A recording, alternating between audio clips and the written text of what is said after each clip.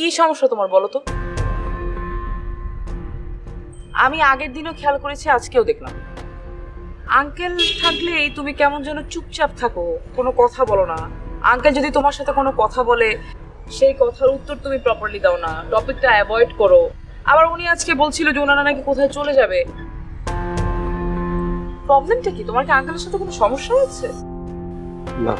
তাহলে তাহলে আবার কি, তাদের চলে যেতে ইচ্ছে হয়েছে, তারা চলে যাবে। আমার কথা বলতে ইচ্ছে করার কথা বলিনি। যার যার ইচ্ছে মতো কাজ করার স্বাধীনতা আছে নাকি? এখানে তো সমস্যা কিছু দেখছি না। প্লিজ ইন্তু, এটা বলো না তো যে সমস্যাটা কি। বলো যে সমস্যা কোনো কিছু তুমি দেখতে চাচ্ছ না, বা হতে পারে তুমি দেখছো আমাকে বলতে চাচ্ছ না।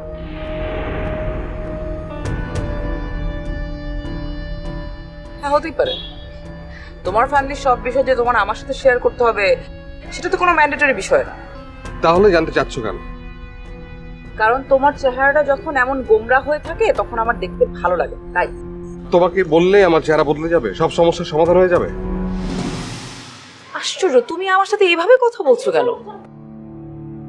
সরি। দেখো, আমি তোমাকে দেখে বুঝতে পারছি যে তোমার মধ্যে কোনো একটা ধরনের মানসিক অস্থিরতা কাজ করছে। আমি শুধু চাইছিলাম যাতে তোমার অস্থিরতা কমে যায়, সেই জন্য জানতে চেয়েছি যে কি হয়েছে।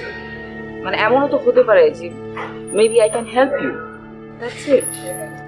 লাবণী, এখন এই বিষয়ে কথা বলতে থাকলে আমার অস্থিরতা বাড়তেই থাকবে। দেখো, আমার মন খুলে কথা বলার মতো মানুষের খুব অভাব। হয়তো তোমাকে আমি কোনো একদিন কথাটা বলবো, কিন্তু আজ না, আজ থাক। আচ্ছা ঠিক আছে। আশেপাশে তো কোনো রিক্সা দেখছি না, তাহলে কি হাঁটতে হাঁটতে একটু এগোবো?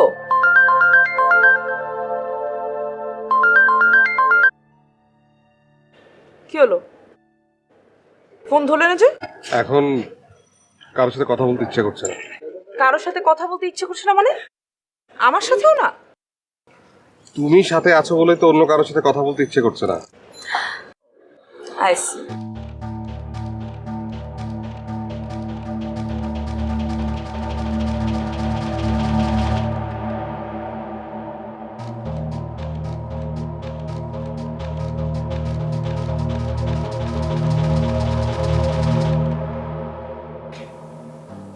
সরি, তোমাকে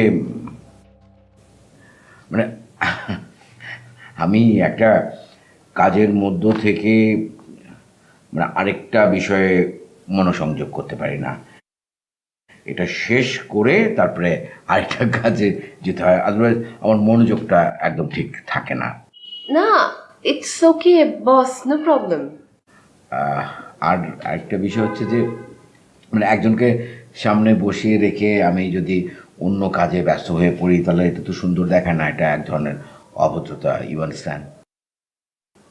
না বস, বললাম তো ইটস ওকে। আপনি ব্যস্ত মানুষ, মানে উই ক্যান আন্ডারস্ট্যান্ড দ্যাট।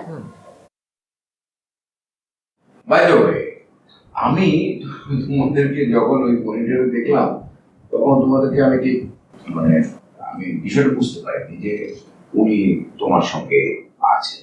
অবশ্য পরে যখন রিসেপশনে তুমি মানে তোমরা জড়াজড়ি করছিলে যে তুমি ওনাকে ছাড়া ভেতরে ঢুকবেই না, তখন আমি বুঝতে পারলাম যে he must be someone special to you. জি, ও হলো সজীব। ওয়ালাইকুম। সজীব আবার সবচাইতে কাছের বন্ধু।